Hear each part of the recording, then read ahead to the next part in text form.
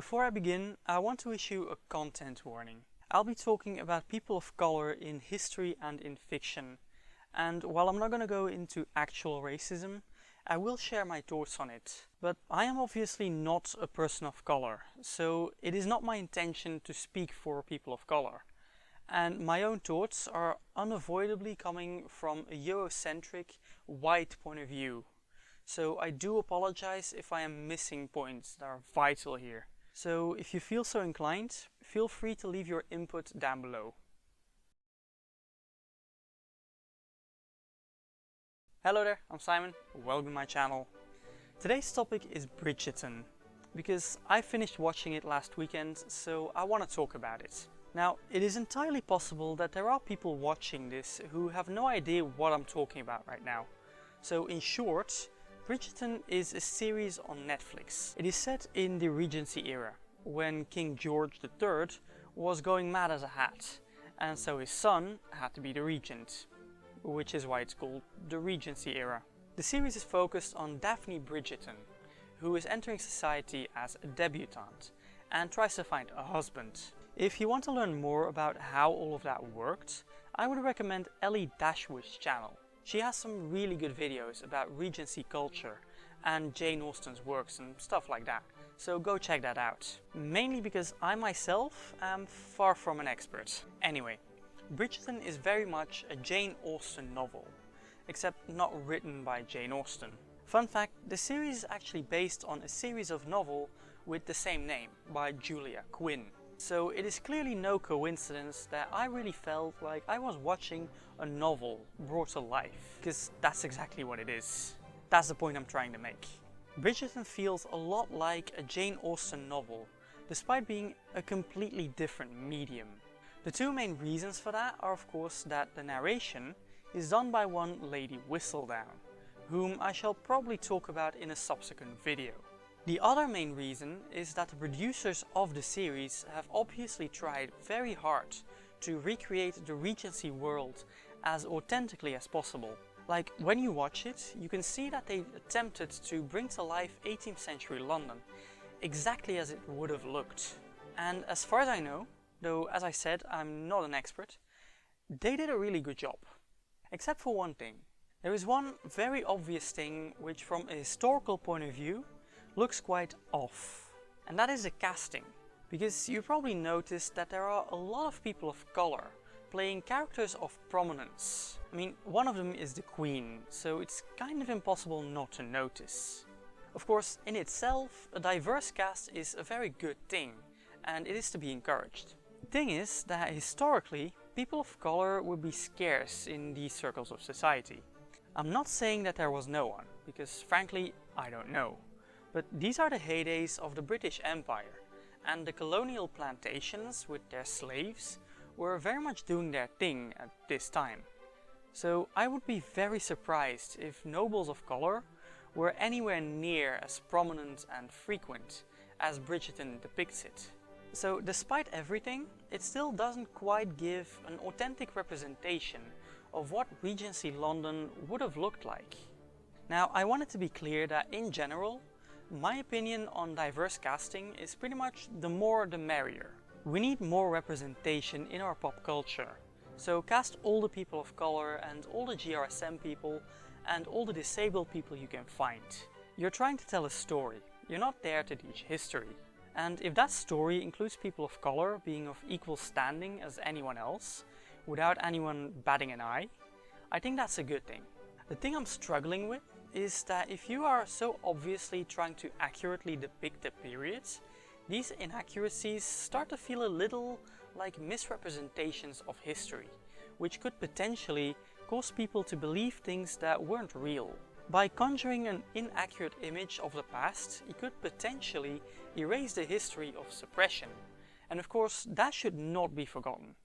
But if you're telling a story that has nothing to do with slavery, then I think it's a good thing to allow people of color to get more prominent roles than they would otherwise get. Basically, I think that historical authenticity should not get in the way of diversity, if it doesn't have to. But I'm a white guy on the internet, so I'm not sure my opinion on this matter really matters. because I'm almost certainly missing some points about this that make me very wrong here. Also, another argument I've heard in this context is that people of color have their own heroes and their own stories, and if they want representation, they should tell those stories. And that is a good point. Tell those stories as well. But one does not exclude the other.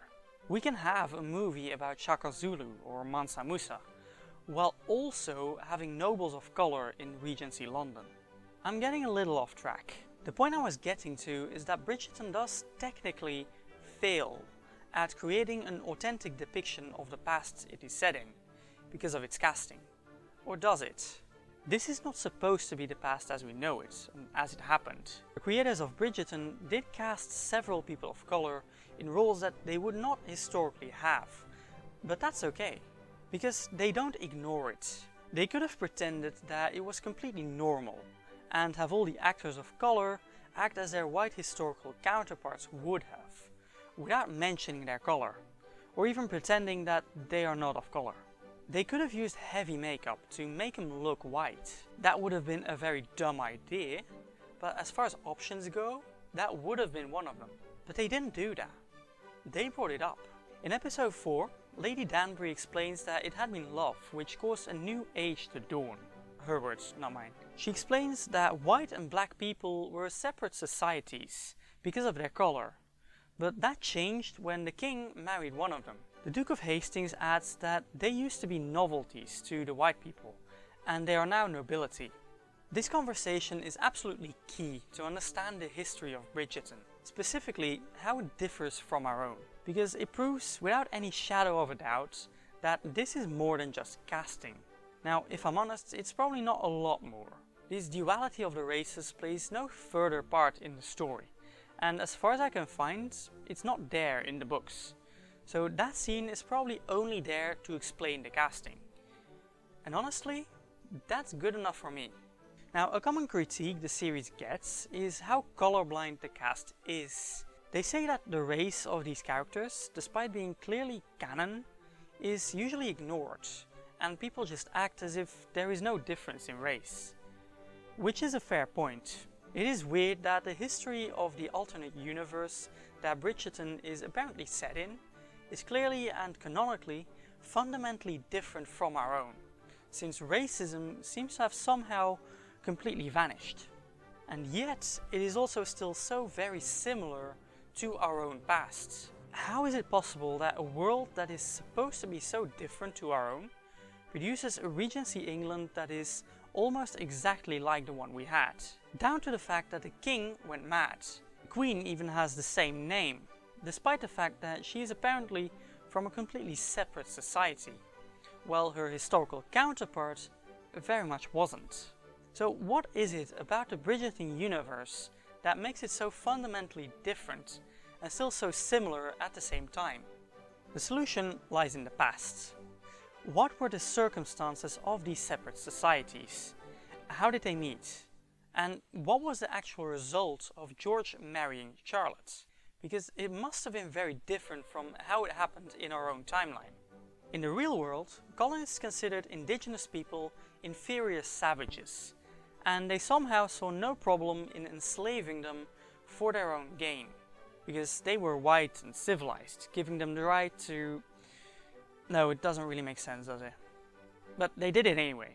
But it seems like in the Bridgerton universe, they didn't do that. Remember what the Duke of Hastings said. He said that they used to regard people of color as novelties. Novelties, not slaves. So I would theorize that in this AU, the colonists just weren't quite as arrogant and conquering as they were in reality, never enslaving people of color in the first place. Instead, they regarded people of color with curiosity and fascination, rather than a misplaced feeling of superiority. That would have made it a lot easier and a lot faster for the two societies to mix in this way. Specifically in this case for people of color to integrate within London society. Especially when the king married one of them, people would have come to understand that these novelties, these people with a curious skin color and culture, which they had never seen before, were also people, worthy of respect and equality. which is pretty much what Alexander the Great did when he married Princess Roxana.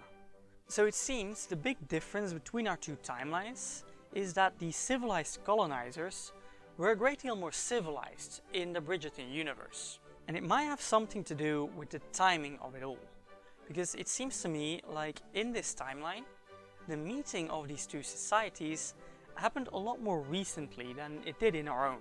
In fact, when the series takes place, it would have been within living memory.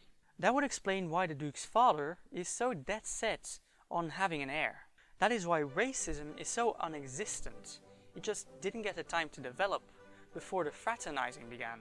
And it would mean that they met under the influence of the Enlightenment. The Enlightenment was the period in European history when philosophers started questioning society and tradition. It was also the advent of human rights and such. Bridgerton takes place in 1813, so the French revolutions only just happened, and Mary Wollstonecraft has already come and gone. If that is a reigning climate in Europe when they meet a society of people with darker skin, it makes sense that they would approach them with a lot more humanity than we did in real life. Obviously, the Enlightenment was also happening when slavery was in full swing in our own timeline. But perhaps the reason it didn't happen there is because the mindset when they met was different. And so racism didn't get much of a chance to actually become a thing. Or maybe it was just an attempt to explain away the diverse casting, which is good enough for me. In the end, all of this is just my own interpretation, in an attempt to make the timeline of Bridgerton make sense. Perhaps even the writers didn't think this deeply. The point is that this prominence of people of color can be explained by this timeline where racism didn't get a chance, which is why it's not present in the series, because it just doesn't really exist. And that's not what the story is actually about. So what it actually does is creating an option for a historical story to be told with a more diverse cast than it would have had with actual history. Still, I might well be a little too forgiving. It would have been very interesting to dive a little deeper into the duality of this society. I would quite like to see a second season that dives deeper into the actual meaning of race in this universe. But that's about all I can say about this. Again, a lot of this has to do with racism, so I'm certain that I'm simply missing a lot of things that complicate this entire topic. So if you know of a reason why I'm very clearly wrong about all of this, please share it down below.